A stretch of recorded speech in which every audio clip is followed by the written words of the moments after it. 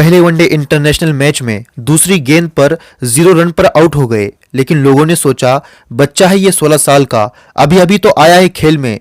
लेकिन किसको पता था ये इंसान जिद्दी इंसान है और इसी जिद्दी इंसान को बाद में क्रिकेट का बादशाह कहा जाने लगा। इनकी जिद ने इन्हें हीरो बना दिया, इनके जिद ने हीरो और जीरो के बीच दीवार खड़ी कर दी। दुनिया के कई कई रिकॉर्ड तोड़ डाले इन्होंने। इतनी कम उम्र में ये क्रिकेट के बादशाह कैसे बन गए, अब क्या कहे इनके बारे में। बच्चा बच्चा जानता है, दुनिया का हर इंसान जानता है कि इनके जिद ने उन्हें क्रिकेट का बादशाह बना डाला। एक सपना आज मैं आपको पूछना चाहूंगा, चाहे वो कुछ भी हो, नाम हो या फिर पैसा हो। अल्बर्ट आइंस्टीन, जिनका नाम आज तक किताबों में आ रहा है, और जब तक ये दुनिया रहेंगी, जब तक साइंस रहेगा, जब तक अल्बर्ट आइंस्टीन के नामों को किताबों से नहीं हटाया जा सकता।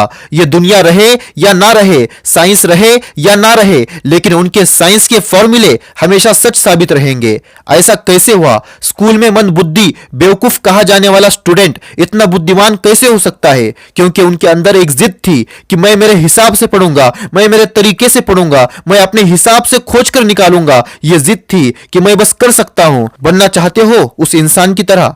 चलो ज्यादा दूर नहीं जाते हैं, वापस अपने कंट्री में आते हैं, इंडिया में आते हैं। बहुत पुरानी बात नहीं है। रतन टाटा, इनका नाम तो आपने सुना होगा। इन्होंने एक कार लॉन्च की, वो नहीं चली, उन्हें बहुत बड़ा नुकसान हुआ। फिर वो अपना कार का व्यापार बेचने चले गए एक कंपनी के पास।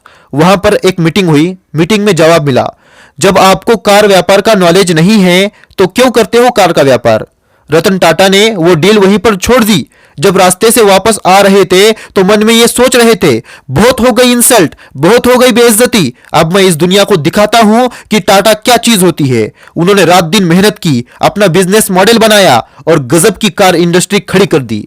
10 साल बाद जिस कंपनी ने उनकी इंसल्ट की थी, बेइज्जती की थी, उस कंपनी को बहुत बड़ा लॉस हुआ। रतन टाटा ने उनको ऑफर दिया, बेचना चाहते हो अपनी कंपनी? बेचना चाहते हो? बताओ, मैं खरीद लूंगा। और वो कंपनी उन्होंने खरीद ली। इसको कहते हैं जिद। ऐसा क्या है जो दूसरों में है और मेरे अंदर नहीं?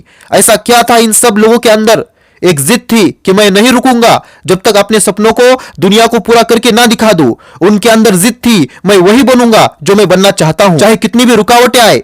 करना है तो बस करना है। बनना चाहते हो उनके जैसा? मन बना लिया है ना? लेकिन कल से ये जो वर्ड है ना, ये आपको कभी आगे बढ़ने नहीं देता। मैं कुछ करना चाहता हूं, लेकिन कल से मैं सुबह जल्दी उठना चाहता हूं, लेकिन कल से मैं पढ़ाई करना चाहता हूं, लेकिन कल से मैं दूसरों से बड़ा बनना चाहता हूं, लेकिन कल से सपने तुम्हारे हैं तो उसे पूरा भी तुम ही करोगे। ये जो कल से करने की बीमारी लगी है ना, इसे अभी छोड़ दो, वरना जिंदगी भर ऐसे ही रहोगे। मुझे एक बात बताओ, ऐसा क्या खास था इन लोगों के अंदर? क्या इनके पास 2 से ज्यादा आंखें थी? 2 से ज्यादा हाथ पैर थे? क्या वो इंसान नहीं थे? क्या उनका शरीर आपके जैसा नहीं था? वो भी इंसान थे, उनकी भी 2 आंखें थी, उनके भी 2 हाथ पैर थे। तो क्या फर्क क्या था उनके अंदर और हमारे अंदर?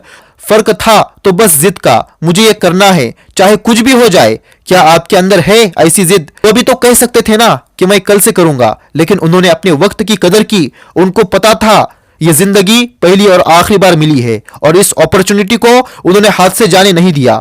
लेकिन आप क्या कर रहे हो? सिर्फ तुम सुनते रहते हो, लेकिन एक्शन कभी नहीं लेते। मुझे नहीं पता आपका क्या सपना है, लेकिन जो कुछ भी सपना है उसको पाने के लिए आज से ही, बल्कि अभी से अपने अंदर एक जिद पैदा करो।